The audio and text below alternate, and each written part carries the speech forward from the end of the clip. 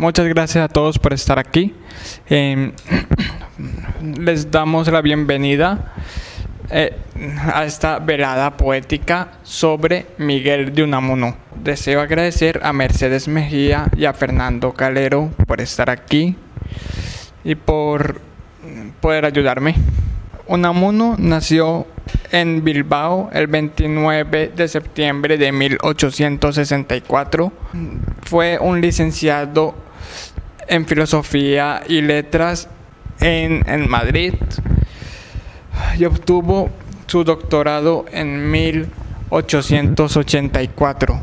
Fue profesor y obtuvo la cátedra de lengua griega en la Universidad de Salamanca, de la que más tarde, en 1901, fue escogido rector. En el tránsito del siglo XIX al XX, España comenzó a decaer. Perdieron casi todas sus colonias, sufrieron una crisis de identidad y de fe a causa de que dejaron de ser un imperio y estaban en medio de un cambio de pensamiento tan grande que nadie sabía lo que iba a pasar a continuación. Ocurrieron muchos conflictos políticos que acabaron desembocando en una guerra civil. Cuando todas estas calamidades transcurren, Miguel de Unamuno aparece en escena. Aparece con su pensamiento, con un pensamiento trágico, el cual consigue usar tanto para sí mismo como para el país a la hora de colocar en sus poemas la identidad con la cual quiere que España sea reconocida. Cuando hablamos de Miguel de Unamuno, no podemos limitarnos únicamente a la poesía. Debemos tocar el teatro, el ensayo, la prosa. Y Unamuno tenía dos temas esenciales: España y el sentido de la filosofía y cómo esto podía ayudar a España a volver a resurgir. Vamos a leer Credo Poético de Miguel de Unamuno.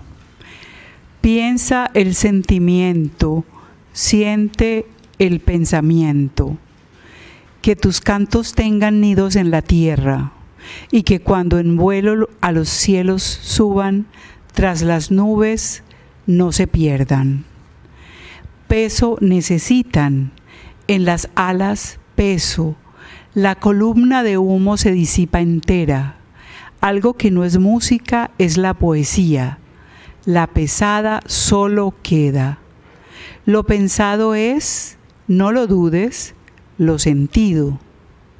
¿Sentimiento puro? Quien en ello crea de la fuente del sentir nunca ha llegado a la vida y honda vena. No te cuides en exceso del ropaje, de escultor, no desastre es tu tarea. No te olvides de que nunca más hermosa que desnuda está la idea.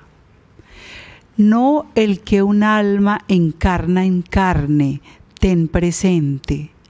No el que forma da a la idea es el poeta, sino que es el que alma encuentra tras la carne, tras la forma encuentra idea.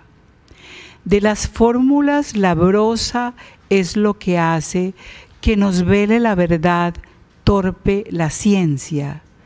La desnudas con tus manos y tus ojos gozarán de su belleza. Busca líneas de desnudo, que aunque trates de envolvernos en lo vago de la niebla, aún la niebla tiene líneas y se esculpe. Ten pues ojo, no las pierdas. Que tus cantos sean cantos esculpidos, ancla en tierra mientras tanto que se elevan. El lenguaje es ante todo pensamiento y es pensada su belleza. Sujetemos en verdades del espíritu las entrañas de las formas pasajeras, que la idea reine en todo soberana. Esculpamos, pues, la niebla. Esta pregunta es para los poetas invitados. ¿La poesía te aparta de la realidad o te lleva a interpretarla o descubrirla de otra manera?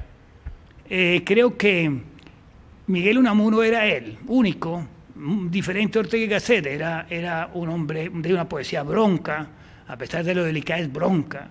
Es, como bien decías, es un ensayista, es un filósofo. Para mí es un filósofo antes que nada, y es un intelectual que sabe que tiene que morir, y es la pregunta que sería mucha gente consciente que no tiene muy clara la fe. Es el hombre de la paradoja, y él dice en esos campos al principio de Bilbao, en el colegio San Nicolás de los jesuitas, este mar inmenso del Cantábrico, de ese mar del Golfo de Vizcaya, allá reposarán mis restos. Digo yo, si es válido hacerse la pregunta aún desde la paradoja, si hay alguien que está en ella, es Miguel de Unamuno, desde la fe a la falta de fe, de la no creencia en religiones monoteístas, a una visión del español integrado y tradicionalista, como bien decías, después de una guerra civil del 36 al 39 nefasta.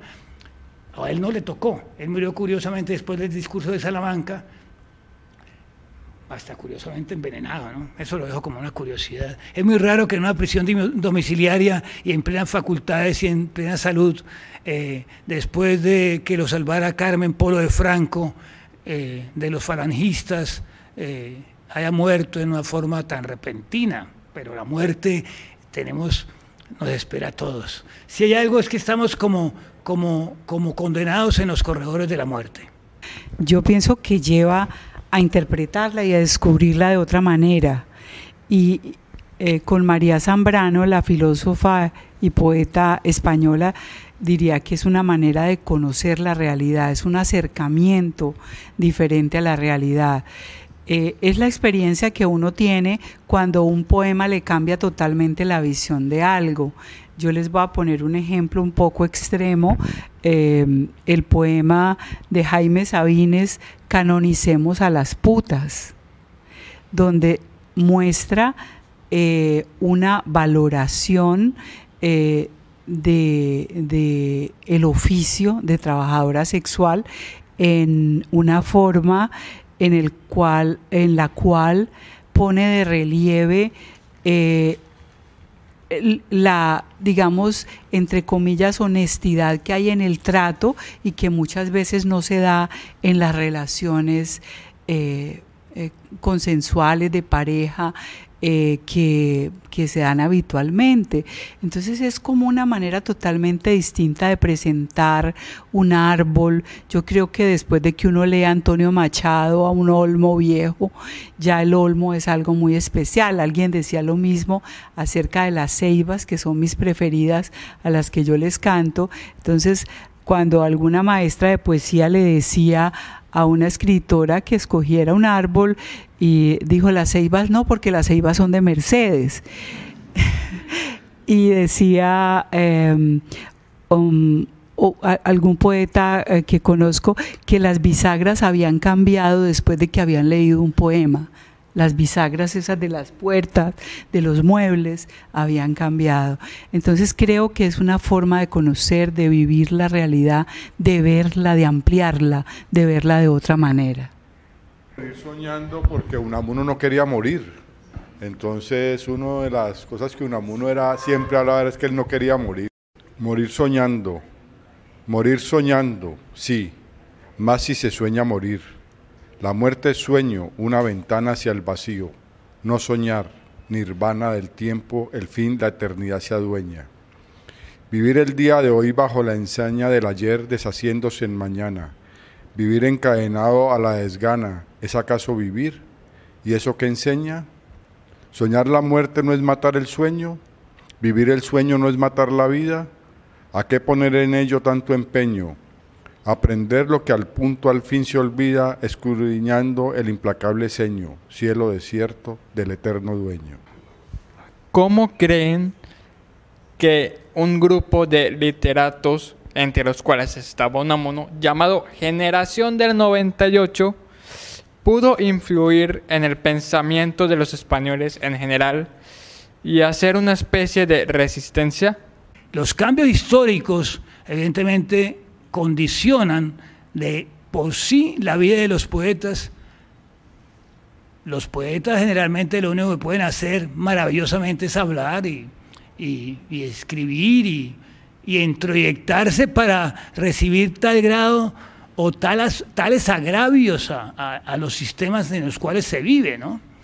En cómo influye la generación del 98, pues evidente ante la dictadura de Primo de Rivera primero, después de Alfonso XII, semejante nefasto, y después Alfonso XIII, y después de la dictadura que viene, que es Franco, por favor, ¿qué puede llegar ahí? ¿Qué puede hacer un poeta sino ante el poder? Volvemos al existencialismo heideggeriano y al existencialismo y su interpretación de Nietzsche, y que de alguna manera Unamuno lo previó. Decía, yo estoy vivo y quiero seguir vivo. Y como tal, Unamuno toma una posición radical y no era de palabra. En el 36, 3 meses antes de su muerte, cuando dice vosotros venceréis, pero no convenceréis, porque os sobra razón, no tenéis razón, os sobra la fuerza bruta, pero no tenéis ni la inteligencia ni la razón. Cuando alguien dice que vea la muerte y después dice otro que vea la inteligencia, y no lo dijo cualquier pelagato, ¿no? Cualquier pelafustán de barrio, lo dijo Millán Astray, que era un héroe en las batallas de Marruecos, y era un hombre que él le llama inválido, cosa que no me llama mucho la atención, que le llegue inválido, porque eso no importa, que le faltara un brazo, ni que le faltara una pierna, ni que le faltara un ojo. Unamuno le dice así, pero él no era un inválido. Millán Astray era héroe de los falangistas, y fuera de ser héroe de la falange, era general del tercio de la Legión Española, en el norte de África, donde se levanta Francisco Franco con Sanjurjo y Mola, el Mola Mulo, o el Mulo Mola. Pero bueno, el hecho es que me entusiasmo y tengo que concretar. Viví mucho tiempo en España, mi gente es de allá, muchos de ellos, y de alguna manera me toca un poco, me llama la atención. Y quiero ser lo más concreto posible. Pero evidentemente influye en la conciencia de una serie de intelectuales que tomaron partido, influye en que la tristeza que dejó aún algunas personas, cuando yo hablaba con ellos, a unos ancianos que habían participado en la guerra de Cuba, y me decían, yo estuve en la guerra de Cuba, y leí a Miguel de Unamuno y me dio una entereza de corazón como español, a pesar de que había hecho una tesis de etimología de la raza vasca, de la raza, pues no se decía etnia en ese entonces, había hecho contra esto y aquello. Es que Unamuno iba contra todo, era un ser